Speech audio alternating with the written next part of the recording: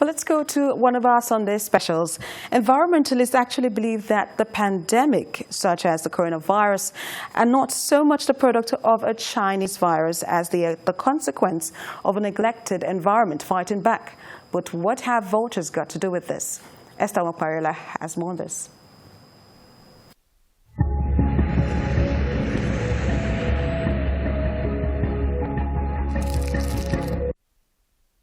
It has been 12 months since the outbreak of COVID-19, which has reshaped man's attitude to survival. Scientists say they are now close to finding the perfect vaccine for the virus from Wuhan, but the fatalities are still on the rise. The truth is that at present, many places are witnessing very high transmission of the virus, which is putting enormous pressure on hospitals, intensive care units, and health workers. And it appears there are two main concerns.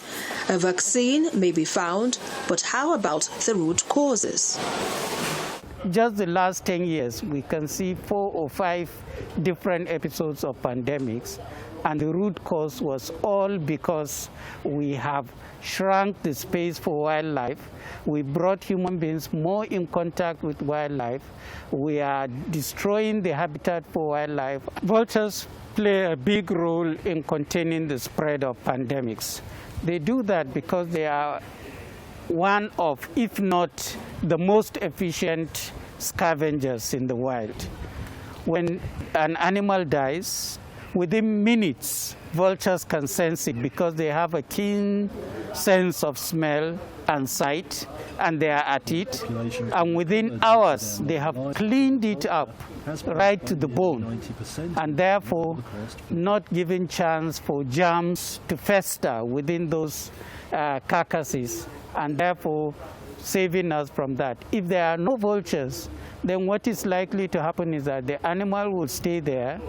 Even if scavengers come, they will be inefficient scavengers like rats, stray dogs, and cats, who take days in order to decompose and clean up this animal. And within those days, germs have proliferated, and they have gone into the soil and into the air and caused pandemics or epidemics.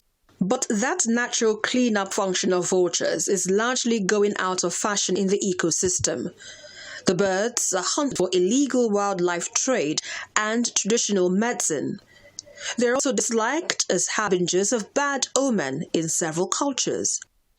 It is 1 year since the first case of the coronavirus was discovered in the Chinese city of Wuhan, sending a danger signal to world leaders and governments about the dangers of a neglected environment. More countries, notably the United States, are now coming to terms with the need to quickly join forces with the Paris Climate Accord to address the concerns raised in preserving and protecting the planet. And this is important, particularly at this stage, because if you recall, this year was supposed to be a mega year for the environment.